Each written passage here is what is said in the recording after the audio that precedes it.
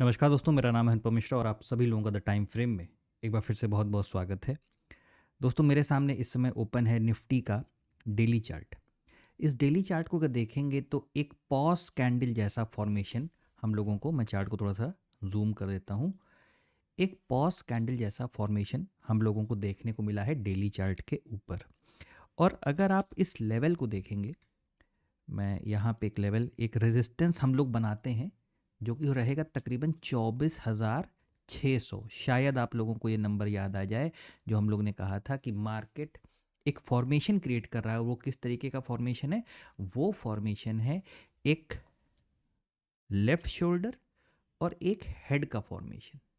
ठीक है, तो यहाँ तक तो चांस है कि मार्केट हमें पूरा वहाँ तक लेके जाएगा। उसके बाद क्या?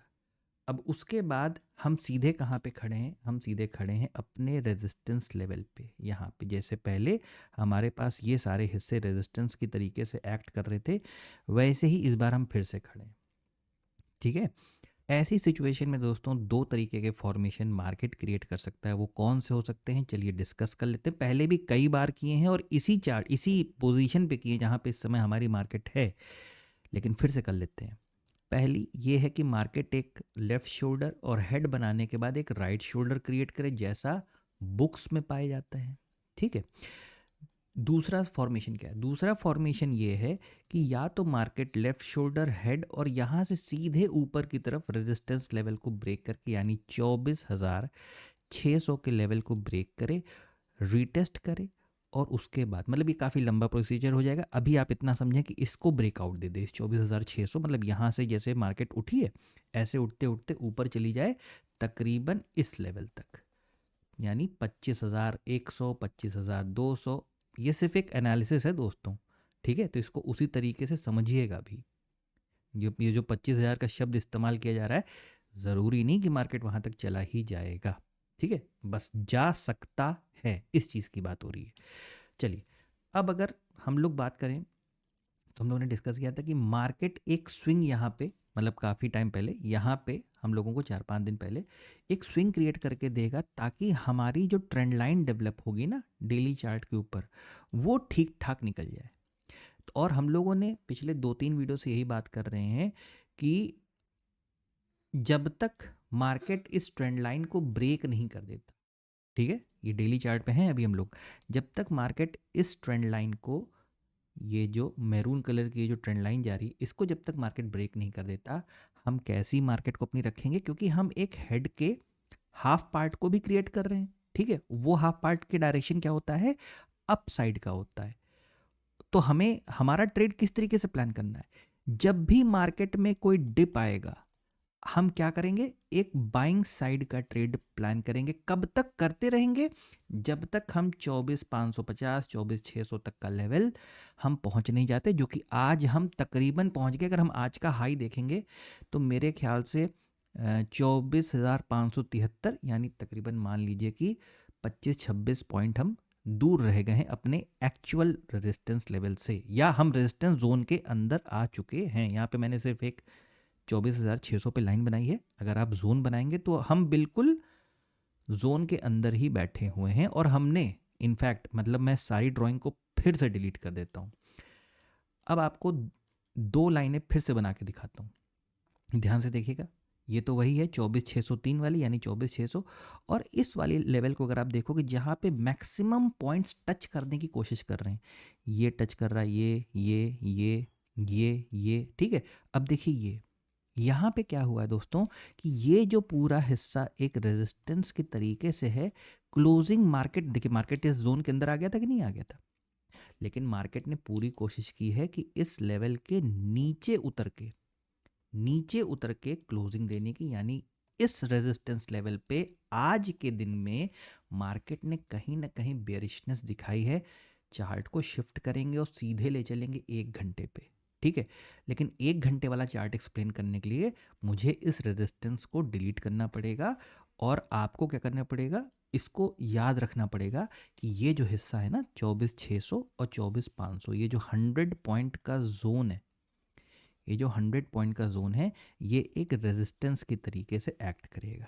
ठीक है, मैं ड्राइंग को हटा देता हूँ, इस वजह से हटा रहा हूँ वो वजह मैं अभी आपको बताता हूँ। अब आप 1 घंटे के चार्ट को बहुत तसल्ली से देखिए, आपको 2 चीज़ें नज़र आएँगी।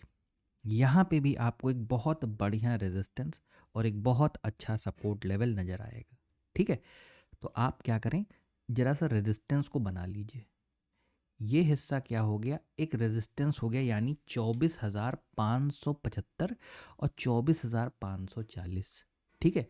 अब ये जो 30 से 40 पॉइंट का जो जोन है, ये एक रेजिस्टेंस की तरीके से एक्ट करेगा। आप चाहें तो वीडियो को थोड़ा सा पॉज करके जूम करके लेवल मार्क कर लीजिए अपने भी चार्ट पे, ठीक है? साथ ही साथ इधर से सपोर्ट अगर एक देखा जाए तो सपोर्ट कैसे आ रहा है, वो आ रहा है कुछ इस प्रकार से। तो यहाँ पे भी वीडियो को थोड़ा सा जूम करके 24,400 या 420, 24,420 और 24,380, ये जो 40-45 पॉइंट का जोन है, ये आपके लिए काम करेगा एक सपोर्ट की तरीके से, ठीक है ना?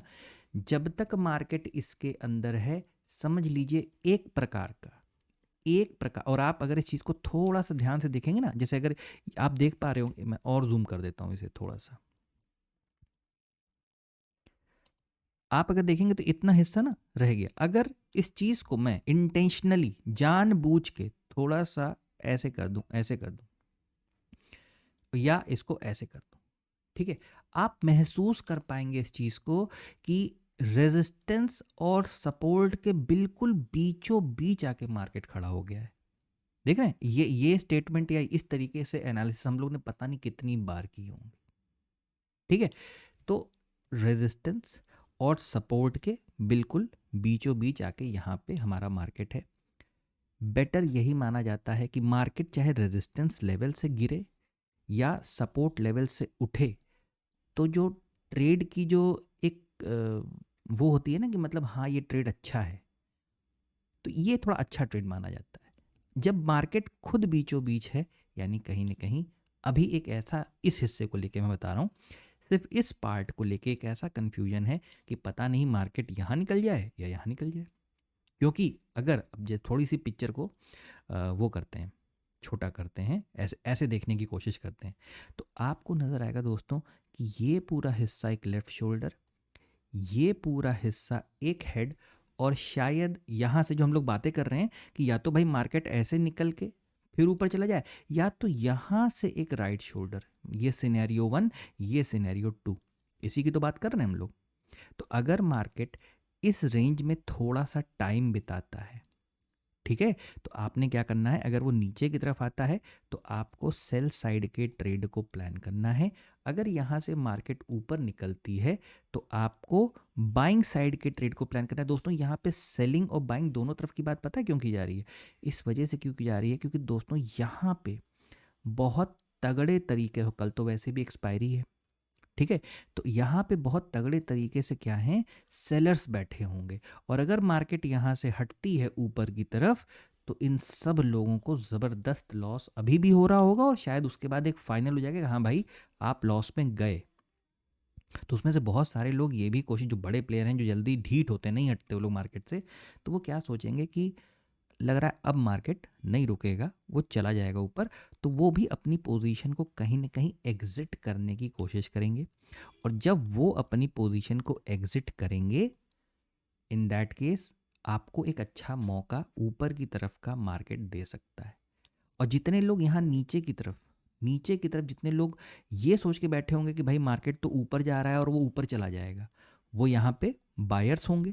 ऊपर इधर क्या होंगे, सेलर होंगे, इधर से कौन होंगे, बायर्स होंगे। लेकिन अगर मार्केट अचानक से नीचे की तरफ आता है तो उन्हें भी लगेगा भाई कहीं, और साथ ही साथ कहीं ना कहीं ये ट्रेंड लाइन भी ब्रेक होते हुए नज़र आ सकती है।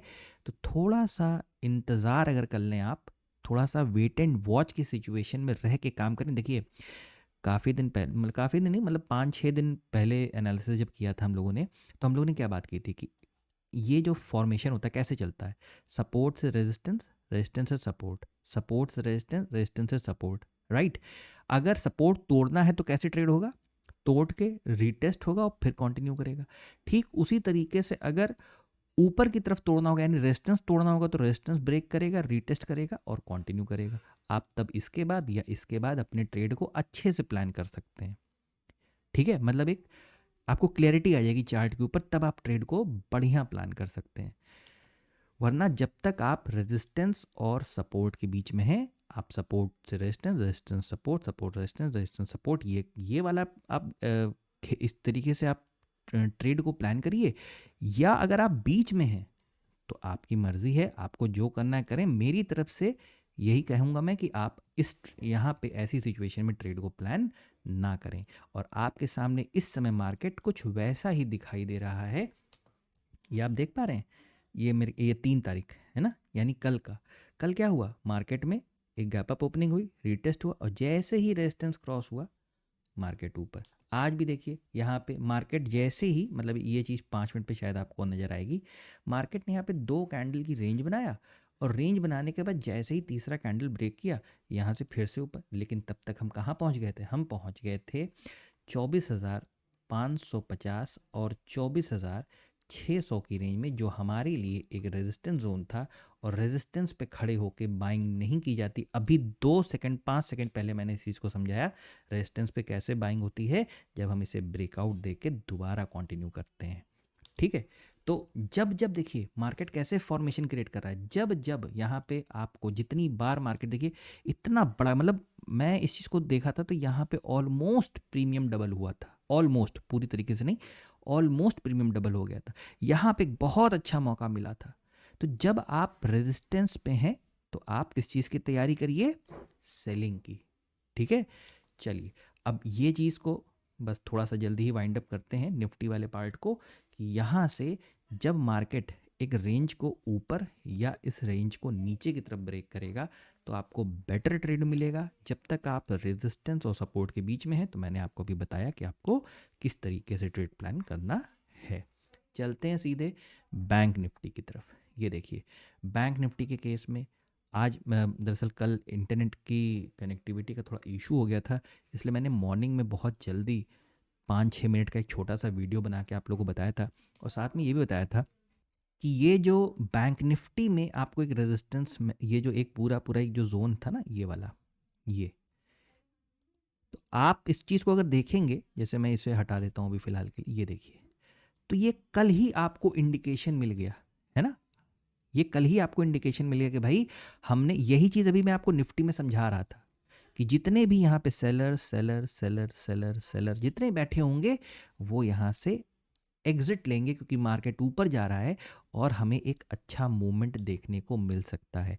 तो बहुत सिंपल सी चीज़ है, आप बस ऐसा करें कि यहाँ से भी आप एक ट्रेंड लाइन को प्लान करें। ठीक है, आप यहाँ से प्लान करें इस तरीके से। जब तक आप इस ट्रेंड लाइन के ऊपर हैं, जो अभी तक निफ्टी के लिए हमारा कॉन्सेप्ट था, अब वो बैंक निफ्टी में कंटिन्यू करेगा। क्यों? क्योंकि हमें 2 सपोर्ट वाली ट्रेंड लाइन मिल गई है। जब तक आप इसके ऊपर हैं, कैसे ट्रेड करेंगे? सिर्फ buy on dip, buy on dip की ट्रेडिंग करेंगे। देखिए मंथली चार्ट को अगर अभी भी मैं देखूं तो मैं इतना ज़्यादा कन्विंस्ड नहीं हूं कि मैं सारा पैसा इस वक्त डाल दूं बाइंग साइड के लिए। नहीं, मुझे एक रिवर्सल और चाहिए वापसी का। उसके बाद भी अगर मार्केट नहीं रुकता, ऊपर जाता है, तब वो सारी चीज़ें प्लान की जाएंगी। फिलहाल वो जैसे जैसे आगे होगा हम लोग उसके ऊपर बात करते रहेंगे। अगर हम स्क्रीन को देखें बैंक निफ्टी की, तो हमें सिर्फ बाय ऑन डिप के फॉर्मेशन पे काम करना है। आप अगर इसे 15 मिनट के चार्ट पे कन्वर्ट करोगे, आप इस चीज़ को देखने की कोशिश करोगे, तो जितनी बार जैसे मार्केट यहाँ पे नीचे तक आया, जैसे ही अपने प्रीवियस रेजिस्टेंस को क्रॉस किया, मूवमेंट मिला, डिप लगाया, प्रीवियस लेवल को क्रॉस किया, फिर आपको एक मूवमेंट देखने को मिला। ऑप्शन बायर एक छोटे मोटे ना, छोटे से, इसका कोई बुरा ना माने, उसके लिए मैं पहले से ही क्षमा मांग लूँ, एक छोटे से चोर की तरीके से होता है। वो क्या करता है, जैसे ही मार्केट में मोमेंटम आता है, वो मार्केट से थोड़ा से पॉइंट्स चुरा के गायब हो लेता है। इसीलिए उसको एक ऑप्शन बायर को मोमेंटम की ज़रूरत पड़ती है।